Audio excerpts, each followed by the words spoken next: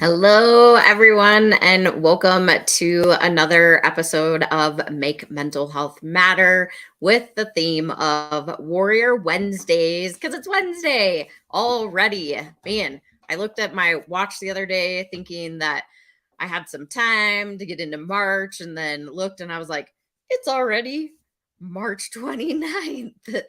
And didn't realize the whole month of March just went by so quickly, which happens often. However, not really here to talk about the time or the date or any of that. However, I am glad if you are joining us again. If this is the first time watching, welcome and thank you for watching. My name is Kelli Melissa Reinhardt, and I am the host of Make Mental Health Matter show. We do this 2 times per week on Monday at 11 a.m. Mountain Standard Time, which we do Mental Health Mondays, and I talk to advocates and mental health professionals and those that experience a mental health challenge. And then on Wednesdays, we are back at 7 p.m. Mountain Standard Time with the theme of Warrior Wednesday. If you happen to be watching this on YouTube, please make sure you mash down that subscribe button so that you don't miss another episode, because I promise you, all of the episodes have been so incredible, especially the guests that I bring on.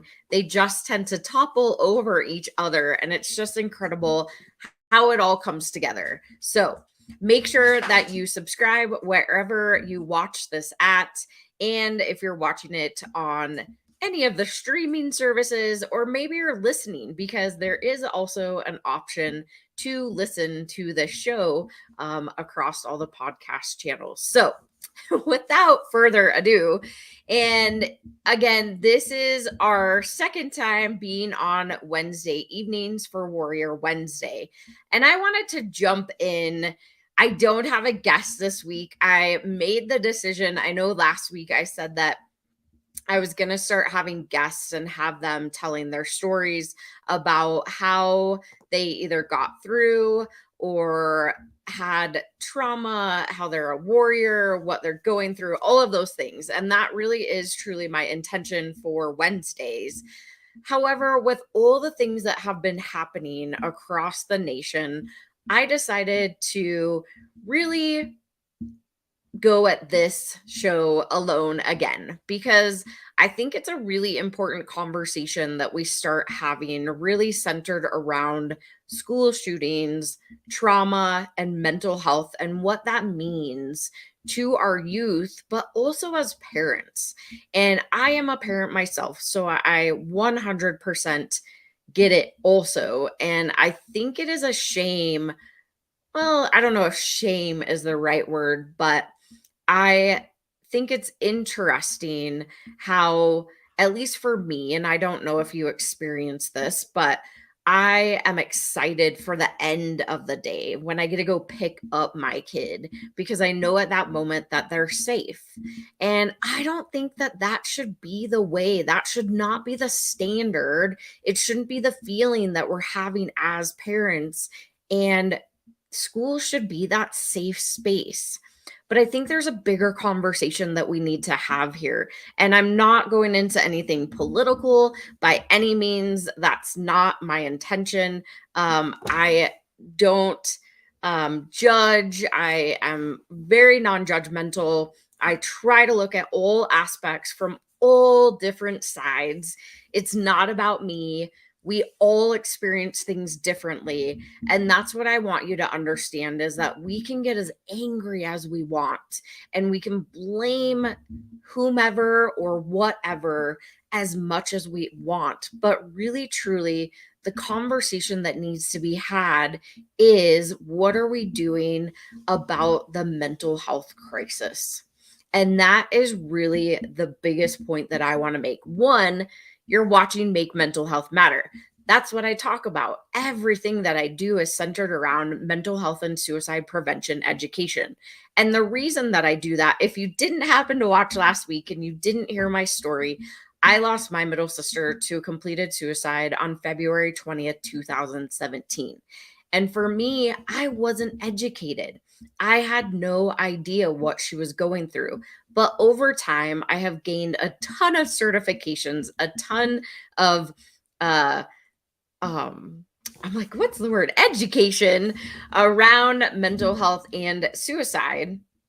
And ultimately, that's what I do now is I educate people about those in general, whether it's for youth, adults, older adults, what that looks like. That is where I educate people. And if it's on the podcast, if it's on any events that we're doing, any classes that we do, that's what it's all centered around is this education piece because I've learned a few things along the way. And that's what I want to do is share it with you, share the resources with you and how we can help, specifically talking about school shootings and trauma, how we can help our youth best as parents.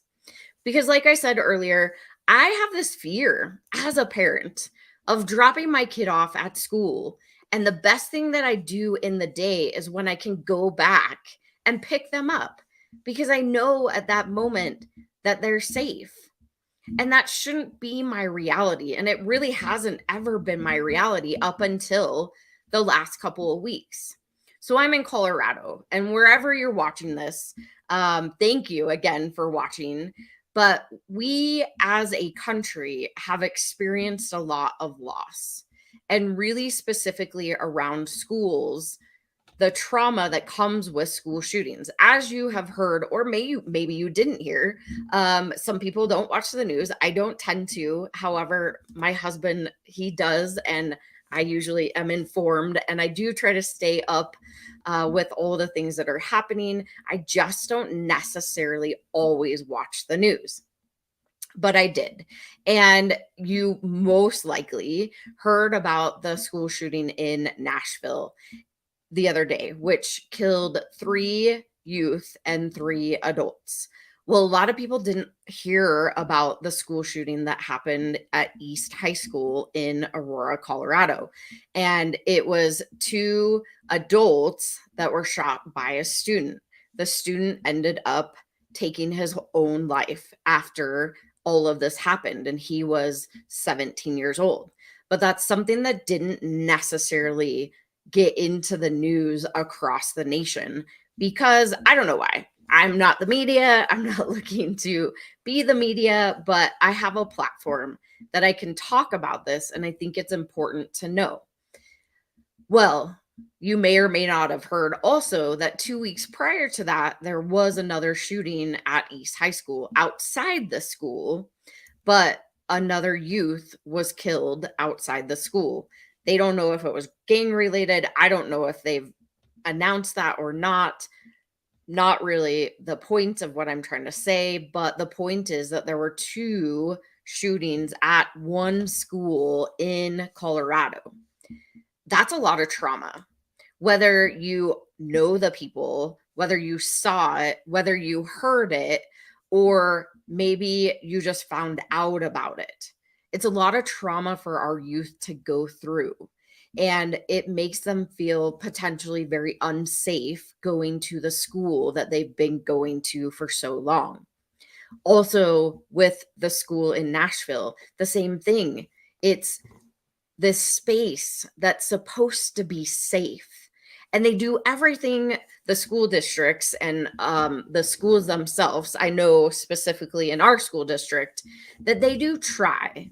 They try to keep the schools locked.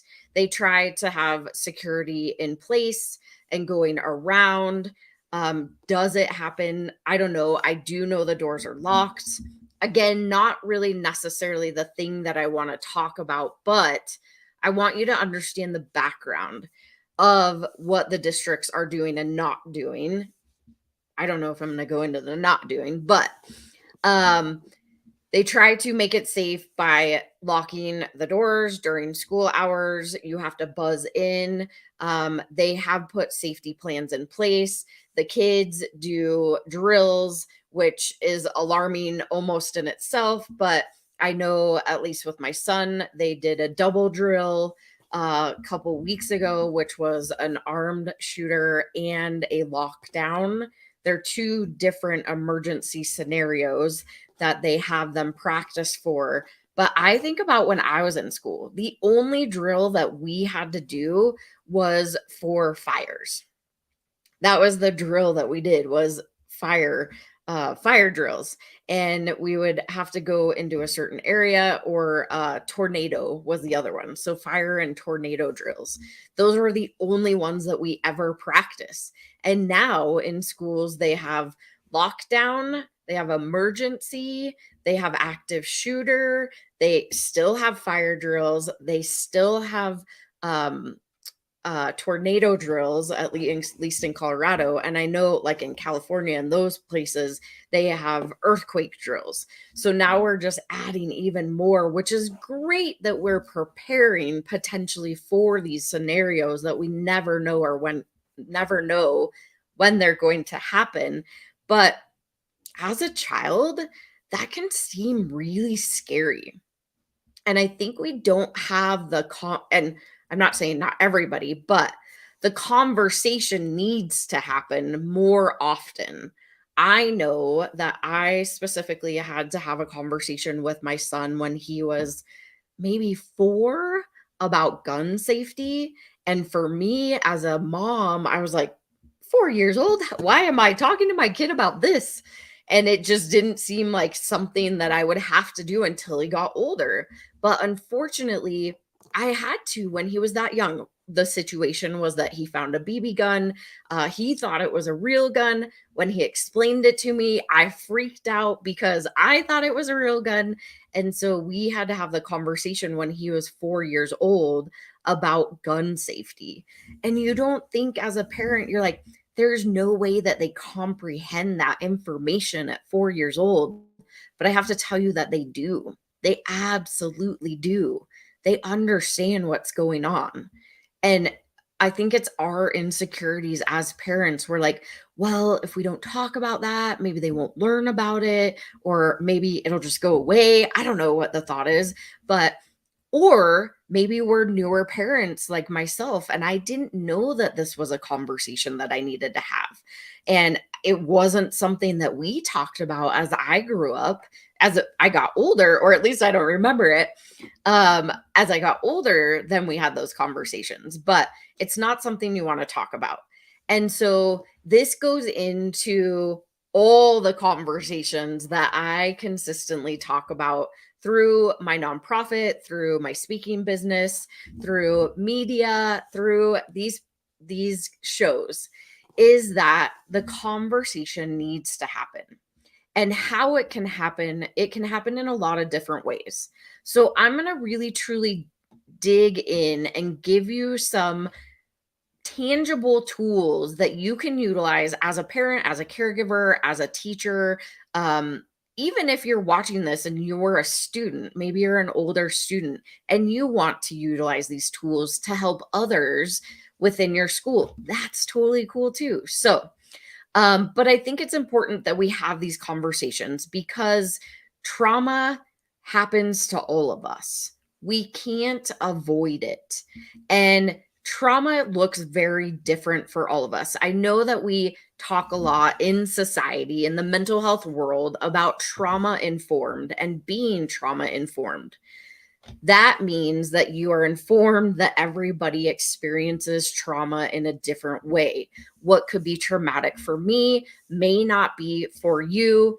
It could literally go down to something like I stubbed my toe, and that's super traumatic to me. But for you, maybe you're somebody who has stubbed their toe a million times and you're like used to the Barney toes. If you do it, it hurts. I've done it a million times. But if you stub your toe and your toe swells up and it turns purple and it's a Barney toe, that's what I call it. You have experienced that in the past. So maybe the next time you do it, it's not as traumatic. It's like, oh man, I stubbed my toe again.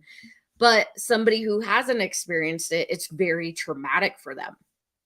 So those small things, it's not just those big traumas that we think of, like school shootings, abuse, domestic violence, um, assault, um, poverty, uh, addiction. It's not just those traumas that I'm talking about. Those are the big things that we talk about, but we also have to talk about the small things, the little things that nobody else talks about. Losing a pet could be traumatic. Losing a person can be traumatic. It could be losing an identity. Maybe you thought your identity was going to be this one thing, and then it ends up completely different due to situations or circumstances. And that could be trauma that you're holding on. And oftentimes, as humans, our brain, so I'm super geek about your brain. I think it's fascinating. So, your brain actually truly is designed for fight or flight, and it's there to protect you. So, if it feels like you are going to be harmed in any way, shape, or form, it's going to naturally go towards flight or flight or fight, because it's there to protect you. That's what our brains are designed to do. And so naturally with trauma, it ends up shoving it down, because in our mind, putting all of that into our unconscious mind is easier for us to process, or maybe going around the trauma is easier for us to process than going through it and having to work through whatever is happening. And so we need to understand with trauma, even when we shove it down, as I say, it's still alive and it can come out in all different ways. So it could literally manifest in mental health challenges. It could manifest in physical challenges. There's so many things when we talk about illness, disorders, or disease that could be trauma that was shoved down, and we may not even know that potentially exists.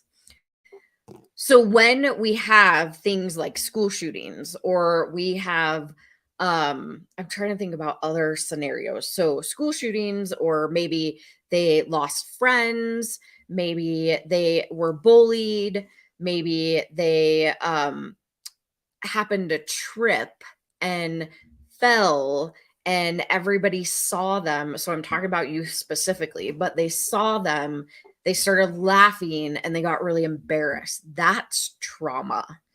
Or maybe you I always go back to the middle school days, because for whatever reason, that was like the most traumatic time period in my lifetime, because there were the mean girls, as I call them, and it is a hard time, anyways, for adolescents. They have all the hormones going through them, and then now you have mean people, and you like it starts getting a little more clicky. So there's so many things that are happening, and that can be very traumatic. That can be a period in life that's very traumatic too. So when we're not talking about these things as a parent, is where I'm going. These things can manifest in all different ways in our youth. So it's important for us as parents to, one, be aware that these things come up, two, know how to help and ask the right questions of our youth, and three, get them into the appropriate professional help. Well, it could be professional, it could be holistic, it could be culturally based. So getting them to the right help that they're needing. It could also be self-help, honestly, depending on the trauma. But as parents, again, we need to understand how we can help our youth. And I'm not going to go on a soapbox as much as I want to.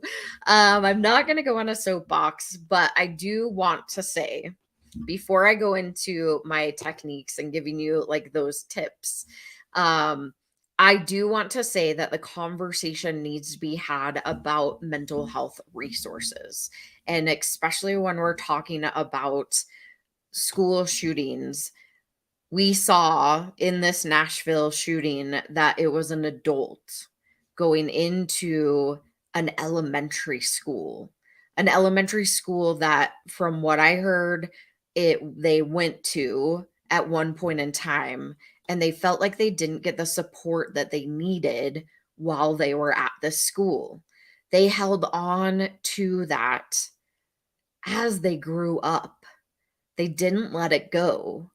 And the last thing I read that they were 28 years old. Again, facts sometimes are a little wonky in my head. So I apologize if I don't get them fully, but telling you the information I feel like is a little more important. So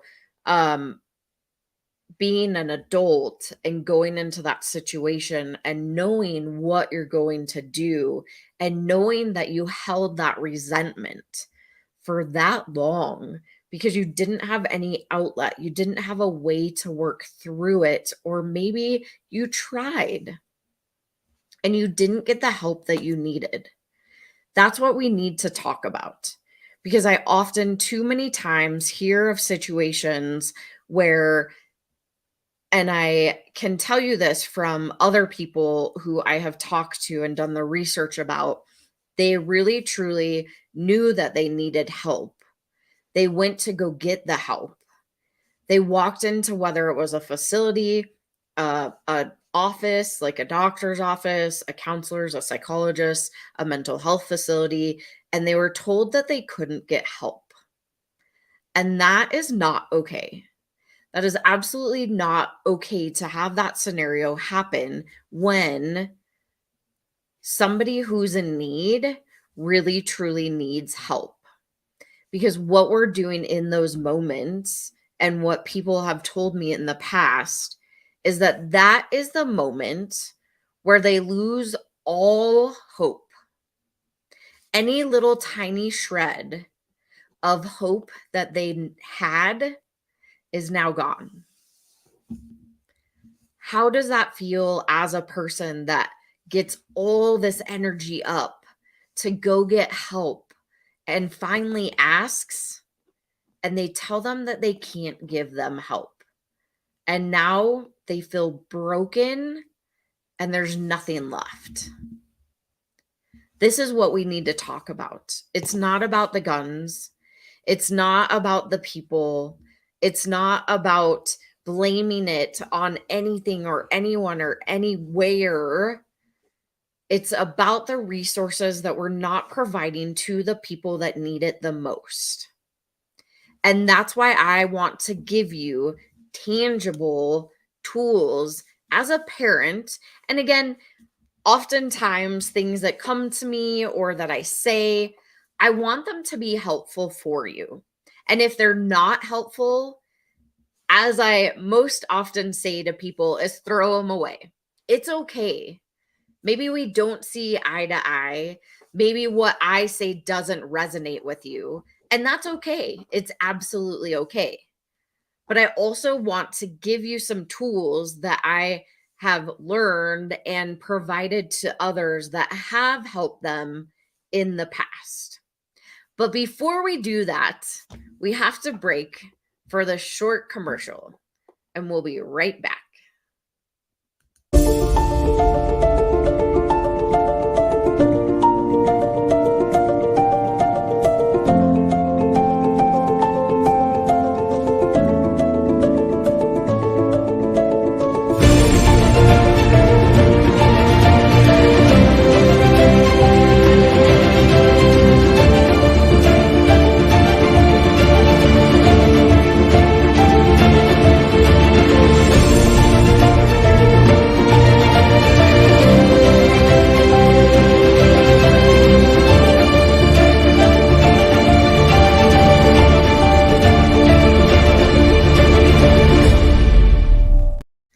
And like that, we're back. I really do like the commercials. All right. So tangible tools. We were talking about tangible tools for parents, caregivers, teachers, school staff, people in general, humans.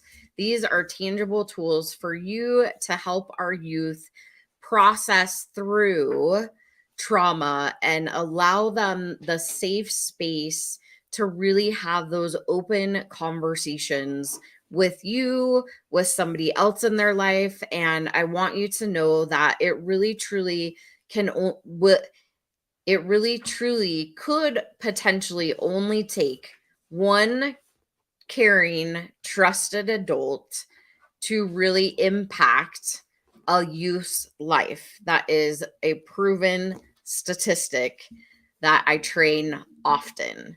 And you could potentially be that one adult. One thing that I want you to also understand is that, and something I have to remind myself all the time, is that youth, their brains are not fully developed yet. So their rational part of their brain, which is how adults we process information, is through our rational part of the brain. We know that we can move through things. We also know how we can process things. We also know that maybe tomorrow I'll feel a little different, depending on the situation. But with youth, they really don't understand that fully because, again, their brains are not fully developed. So, with that in mind, and with that said, what I want you to remember is that we don't always or necessarily have to get frustrated when we go into these conversations, because depending on the situation, depending on your youth that you're talking to, they may or may not give you responses or answers or any of that. And that's okay, because ultimately what we're doing is planting seeds, and we're letting them know that we are here if and when they want to talk. And so some of the strategies behind this is, when you're going into a conversation, the way that we approach somebody can be very important. I recently watched a documentary where the interviewer actually sat to the side of the youth that were being interviewed. Why would they do that? Why would they sit to the side and not in front of them? Well, more often than not, when you have conversations with youth, staring at them directly will make them feel uneasy potentially. It also may be that they don't actually want to say what is in their brain, because they, one, think that they might get in trouble. Two, they think that they might upset you. So if you sit to the side, and another thing that has been proven is like they call them car talks. So if you're in a car, you can also have these conversations because you're sitting next to each other. So if you have the conversation with your youth, it's better, not absolutely necessary, but it's better and maybe more comfortable if you sit to the side of them versus facing straight in front of them. And words that we can use are I statements. So there's I noticed, I'm curious about, I observed, I'm worried about, I wonder, I see, I hear. So you can use I statements. And basically, what that does is, instead of you did this, you did that, right? We have the mentality of you, and staring at them right in the eye. But instead of it being aggressive, it gives more of a perspective of, hey, I noticed that you were feeling really sad today. I was just curious if you would like to talk about that. And I totally understand if you don't want to, but I wonder if it would make you feel a little bit better if you were able to actually talk about how you're feeling. Pause. Leave it there. We don't have to go into story. We don't have to say, when I was your age, I climbed up the mountain 20 times. No, I I walked through the snow barefoot uphill both ways, right? I feel like we've all heard that storyline before, but it can be very simple of, I'm inserting the actual facts of what I'm noticing, and then I'm curious if it would make you feel better if we had the conversation about how you're feeling. Because if we get to the feelings with youth, that's really where they live, is more in the feeling base, which comes from back here. So rational part of your brain, feelings. and they really work with their feelings more than the rational part. So, rationalizing with a youth doesn't work very often. If you've ever tried, you probably know they get most of it, but depending on the age, but it's the feelings. And I also want you to understand whatever they're experiencing is really, really real to them. What does that mean? For adults, we know that whatever we're experiencing right now may go away. Like, I could be really angry right now, but I know in 2.5 seconds I'm going to be really happy, right? Or I know as an adult I can make myself happy if I'm feeling mad or sad. But for a youth, they don't understand that because, again, the brain is not fully developed. Therefore, they don't think with that rational part of the brain. So, how we can go about that is getting into those feelings, talking about how they're feeling or what we're noticing, and giving them the actual facts behind what we're observing. So, another way, or a great comeback maybe, is because sometimes we don't ask enough questions because we don't know what we're going to say once they answer them. And we're like, what do I do with this information? So, another great way is, or to respond could be, wow, that sounds really hard. And to be honest, I'm not exactly sure what to say, but I'd be more than happy to sit here and listen if that's something that you'd like me to do. Would that be okay? I don't know.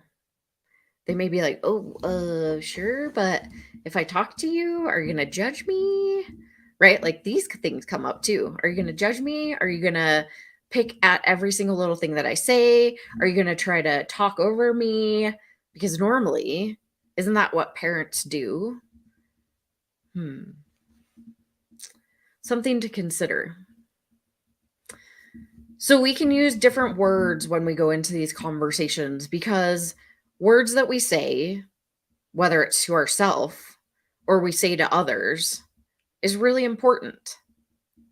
And maybe we're not very confident as an adult going into these conversations, but one of the best and easiest, well, maybe not easiest, but one of the most impactful tools that you could have in your tool belt is the ability to pause,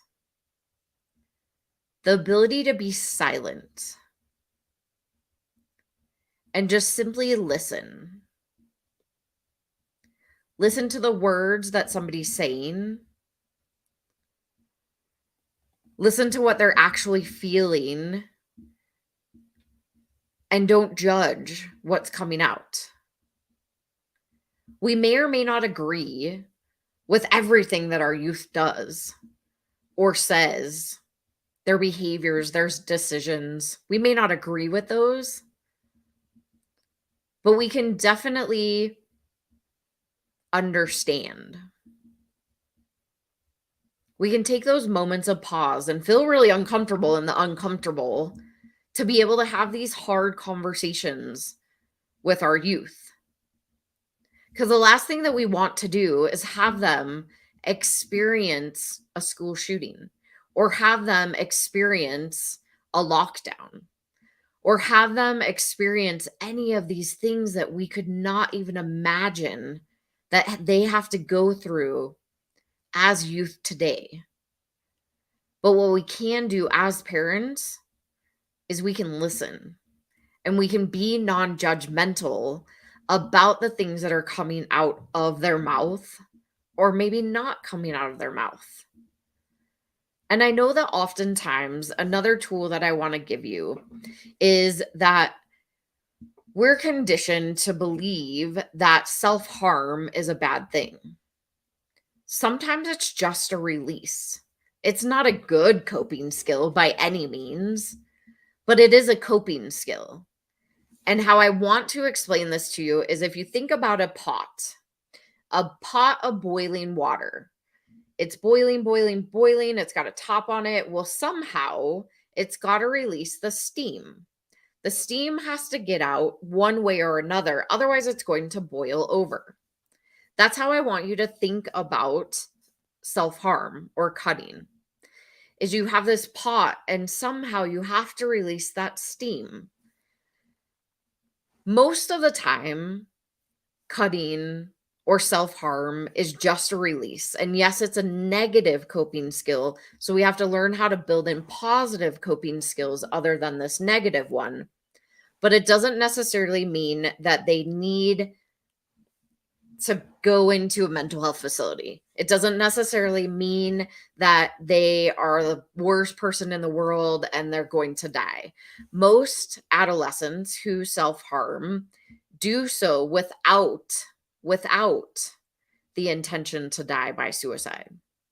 And I can say this from experience. I'm not just telling you this because I've learned it, although I have learned this, but I can tell you this from experience. Because when I was younger, I used to cut.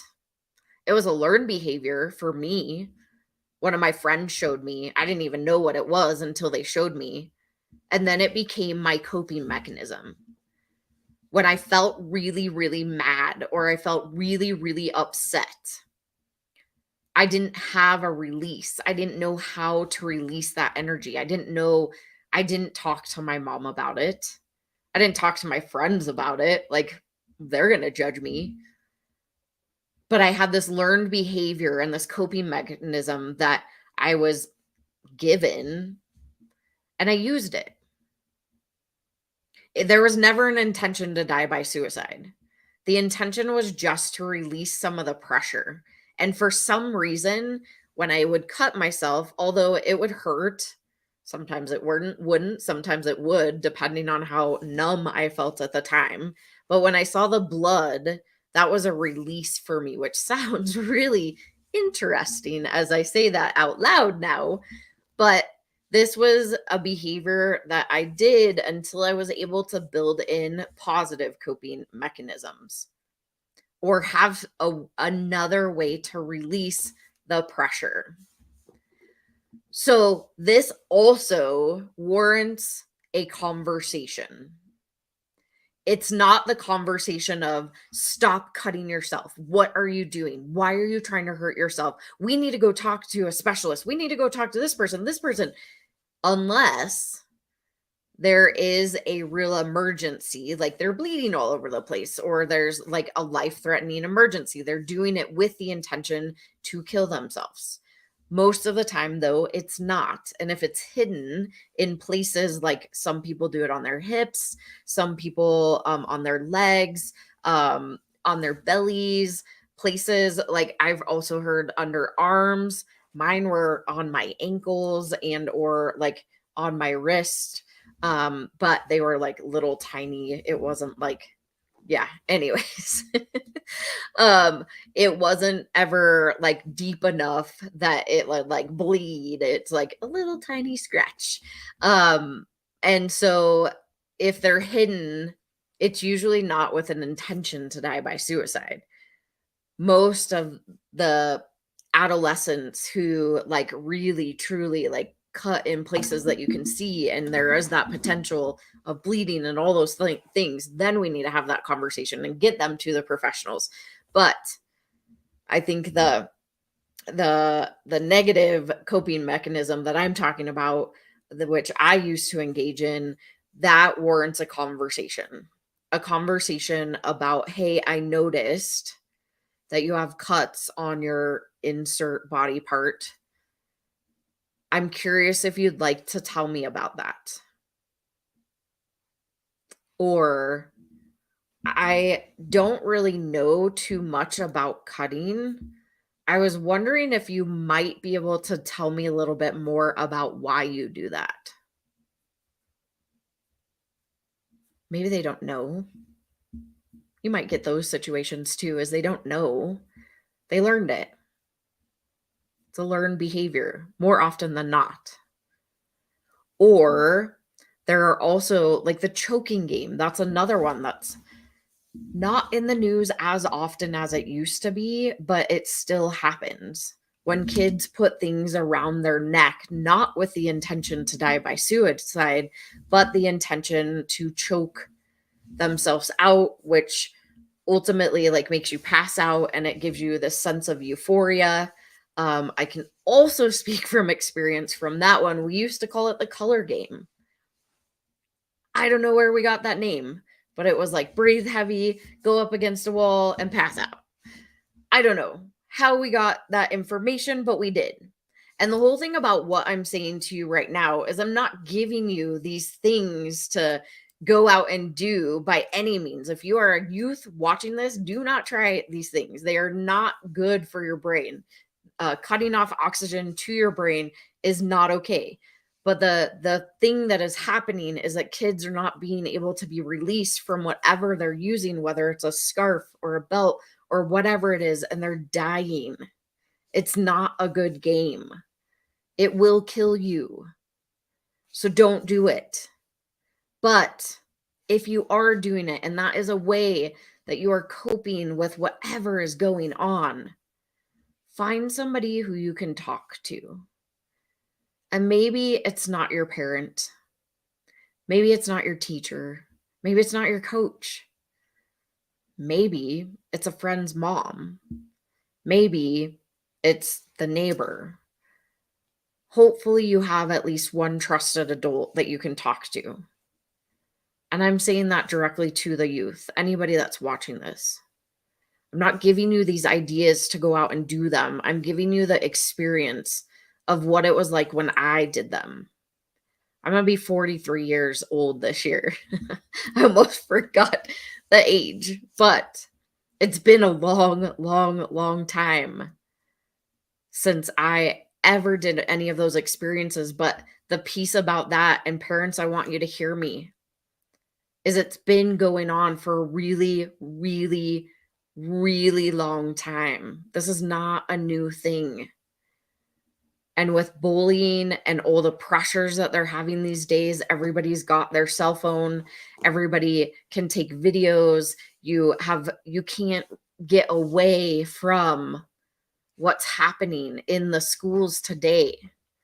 I can't even get away from the news because it's on the phone. You go into every single social media channel and all they're doing is talking about the shootings. You go into every single news station, all they're doing is talking about the shootings. I understand I am also talking about those, but I'm giving you tangible tools to be able to utilize as a parent, a caregiver, a teacher, a spouse, a partner, a neighbor, a friend. Whatever your role is in the life of youth, I want you to hear me. I want you to understand that this is part of the conversation that I'm trying to give to the world through my nonprofit. My nonprofit is BCC Evolution. We are a mental health and suicide awareness nonprofit. This is one of our shirts that we have. It says Love Life, and on the back it says You Matter.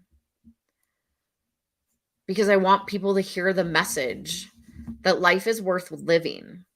We also play a pivotal role as parents and as adults as related to youth and trauma. They're not going to give you all the information. Maybe you're lucky enough to have an adolescent who you have raised very open and you have these conversations on a daily basis or a weekly basis, or you have that open relationship with them. But everybody that I've talked to, they haven't ever had that experience. Or I do talk to some people that have, and that's amazing.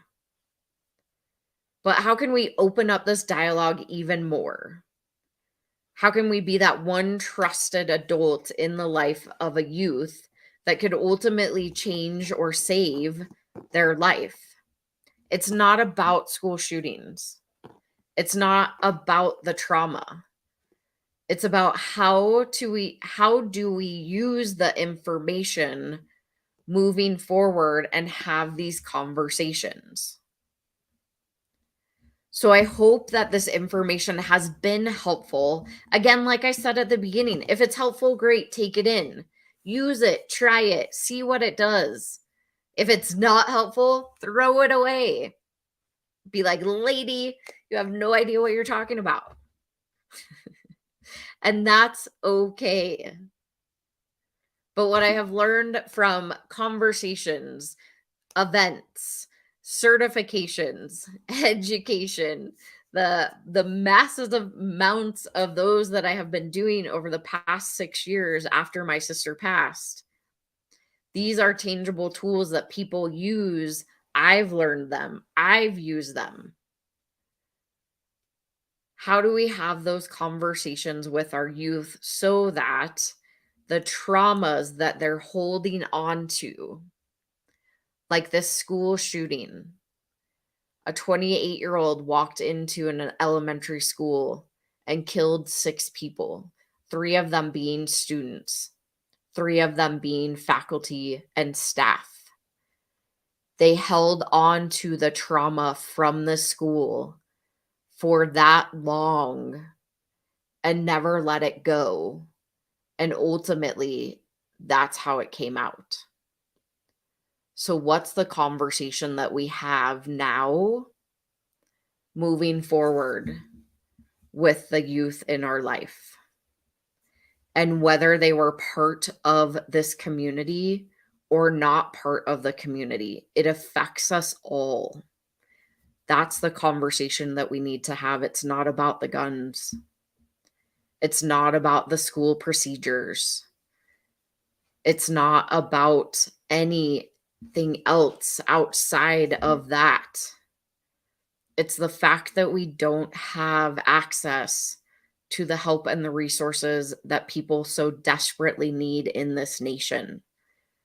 Why can't we have that conversation? I invite any of you and all of you, what is your stance looking at these situations? Was this information helpful for you? What else would you like to hear on this show or even on our Monday show? Who would you like to hear from? What would you like to hear about? I am booked with guests until mid-June for the Monday show, so I don't have a ton of control. However, I know all those guests that are already booked are amazing, incredible resources. So, like I said earlier, this show runs every single Monday at 11 a.m. Mountain Standard Time for Mental Health Mondays theme, where we talk to professionals or advocates of mental health or those who live with or experience a mental health challenge. That show is all about bringing you resources and people resources more so. And then on Wednesdays, we're here every single Wednesday at 7 p.m. Mountain Standard Time, bringing you warrior stories. And really how it's going to end up being more so is that the first half will be giving you the story, showing you how people went through their traumas, went through what they're experiencing into that piece of hope. And then the back half will be really tips, tricks, tools, tangible tools for you to have as a human.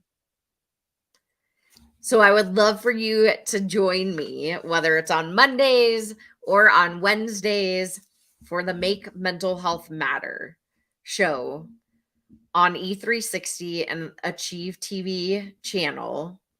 It also streams to Roku, Apple, iPad? No, not iPad. Apple, Google, Fire, all of the above. We stream all over the place.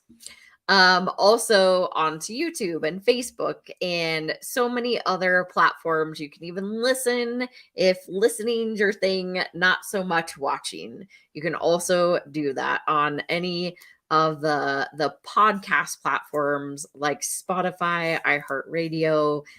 There's a bunch of there too. So I just hope, again, that this information was helpful. My goal every single day is to give hope to those that may not feel like they have it anymore. And hope to me is help one person every day. There's also another saying around that, which is hold on, pain ends. So, however you look at hope, I hope that you got something out of today's show, and you'll leave me a comment and let me know if it was helpful or not, and who you might want to hear from in the future. If you need more resources, again, like I said, BCC Evolution is a 501c3 nonprofit, and we have lots and lots of resources on our website. So maybe you need resources. You might be in a crisis. We have lots of those on there. Maybe you're not in a crisis, but you need somebody to talk to. We also have those on there. We also have support groups that we lead on Mondays. We also have people resources, places, and so much more. So go to bccevolution.org. And the last thing that I want to leave you with is if you really truly need more resources, go download our free download. It's 7 strategies to mental wellness, and it also gives you access to a safety and self-care plan, which ultimately could help. Maybe if you are somebody who experiences trauma, depression, anxiety, or any of those low points. So go to bccevolution.org and grab your free download and or any resources that you need. Because I promise you, no matter what you're experiencing, there's somebody out there that wants to help you, like myself. And so please take that help as you need. But I thank you for watching today, and I hope that you will join me next Monday at 11 a.m. Mountain Standard Time or next Wednesday. And next Wednesday, I will have a guest on. So be on the lookout for that, and I will see you next week. Have a good night.